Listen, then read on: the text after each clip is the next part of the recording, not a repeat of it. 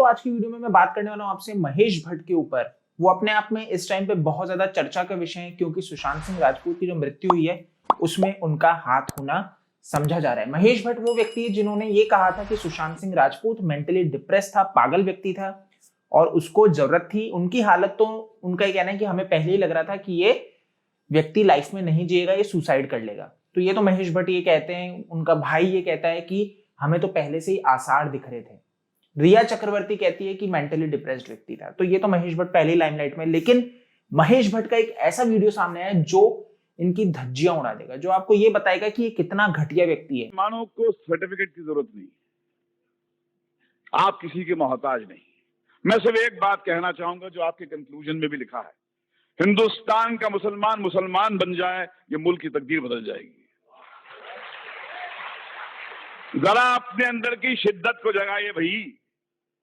मुझे एक बात समझ में आई है, जितना मैंने इस्लाम के बारे में पढ़ा है, कि डरा हुआ आदमी मुसलमान नहीं हो सकता, क्योंकि जहां डर है वहां इस्लाम नहीं है, जहां इस्लाम है वहां डर नहीं।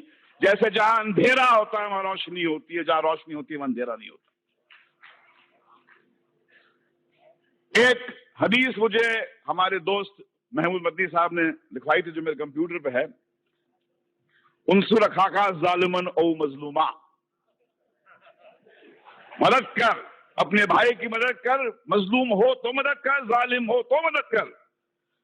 यह हदीस जॉर्ज बुश को सुनानी चाहिए, नरेंद्र मोदी को सुनानी चाहिए, कि जिस मजहब की हदीस ये कहती है कि भाई मजलूम की मदद तो कर, जालिम की मदद कर, उसको रोक, उससे पूछ क्यों जुल्म करता है, क्या तकलीफ है तेरे को, भाई बोला है जालिम को।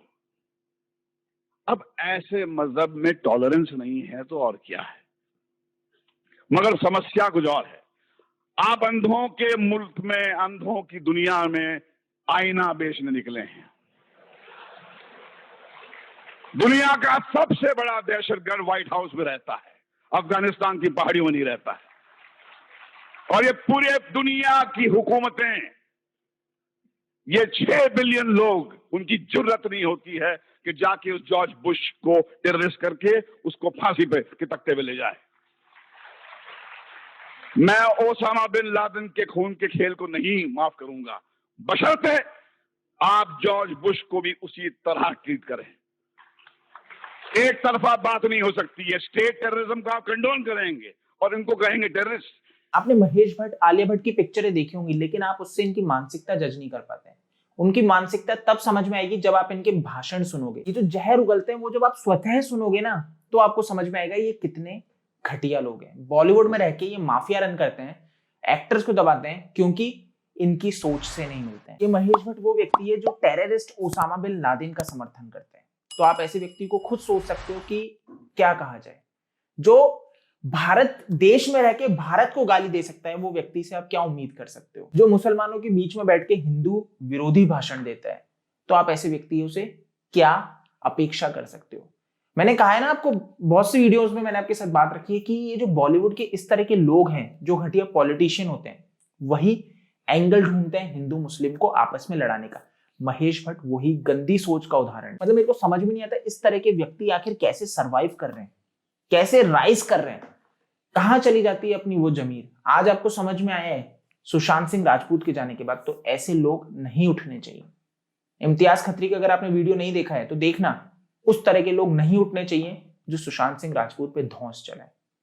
एक नए आउटसाइडर पे, एक नए टैलेंट पे जो स्ट्रगल कर रहा है, सरवाइव करने की कोशिश कर रहा है बॉलीवुड में, उसके ऊपर धौंस चलाए तो नहीं चलेगा। ये समझ रहे हैं, नहीं चलेगा। ये समझने वाली चीज है गाइस, क्योंकि जब महेश भट्ट जैसे लोग इस तरह के भाषण दे जाते हैं तो ये चीज समझ में आती है कि जो ऊपर तबके पे लोग बैठे हुए हैं, जो बॉलीवुड को रन कर रहे हैं, वो क्या मानसिकता रखते हैं। और इस मानसिकता के लोग तो एक्चुअल में नहीं एग्जिस्ट करने चाहिए।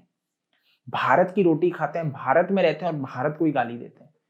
निकाल फेंकना चाहिए ऐसे लोगों को, इनको भेज देना चाहिए जहां पे इनका टेररिज्म, इनको ओसामा बिन लादेन के पास ही एक्चुअल में भेजो, वहां पे रहेंगे, खुश रहेंगे। बाकी भारत में ऐसे लोगों की जगह नहीं रहनी चाहिए। बाकी भारत बहुत ही ऐसा देश है, ये आप सोचो, अपन लोगों की अच्छाई है कि भारत एक ऐसा देश है जहां पे इस तरह की मानसिकता के लोग भी बहुत आजादी से जी रहे हैं। आमिर खान आ जाते हैं बोलने, इंटॉलरेंस बहुत ज्यादा है, इंटॉलरेंस बहुत ज्यादा है, असहिष्णुता। नसरुद्दीन शाह बोलते हैं कि भारत मेरे को उतना सुरक्षित नहीं लगता मेरे बच्चों के लिए। आप समझ रहे हैं, ये स्थिति है। इन लोगों को भारत सुरक्षित नहीं लगता, लेकिन भारत में रह के ऐसे भाषण देने की इनमें हिम्मत होती है। नहीं, हम आपके ऊपर कुछ ऐसा प्रहार नहीं करेंगे, मारपीट नहीं करेंगे, नहीं, लेकिन हम आपको बॉयकॉट करेंगे। बॉयकॉट एक ऐसी पावर है जिसको करने के बाद ये लोग मुंह भी नहीं खोल सकते। समझ लो, ऐसे में तो क्या होगा, आप कुछ कर दोगे, नारे लगा दोगे, तो ये ऐसे बोलेंगे, अरे देखो इनकी सोच देखो, ये दबाने की कोशिश कर रहे हैं। बॉयकॉट करेंगे ना जब अपन, तब इनके मुंह से जबान नहीं निकलेगी। अभी म्यूट है ना सुशांत सिंह राजपूत के लिए बोलने में, ये बॉलीवुड अभी म्यूट है ना, ये आगे भी म्यूट रहना चाहिए, बॉयकॉट होना चाहिए। गाइस, आप मेरे को फॉलो कर सकते हो फेसबुक, ट्विटर, इंस्टा पे, मैं आपको वहां पे मिल जाऊंगा। OASKD मेरा यूजर नेम है, जो आप लिखोगे तो आपको वहां पे मैं मिल जाऊंगा। बाकी अगर आपको वीडियो पसंद आए तो इसको लाइक करो, शेयर करो अपने दोस्तों के साथ, और दिल से दिल तक चैनल को सब्सक्राइब कर लेना, और बेल आइकन को भी प्रेस कर देना, क्योंकि बहुत से लोग रिक्वेस्ट करते हैं कि उनको नोटिफिकेशन नहीं मिल रहे हैं वीडियोस के, तो बेल आइकन प्रेस कर देंगे तो आपको नोटिफिकेशन हर वीडियो का मिलेगा।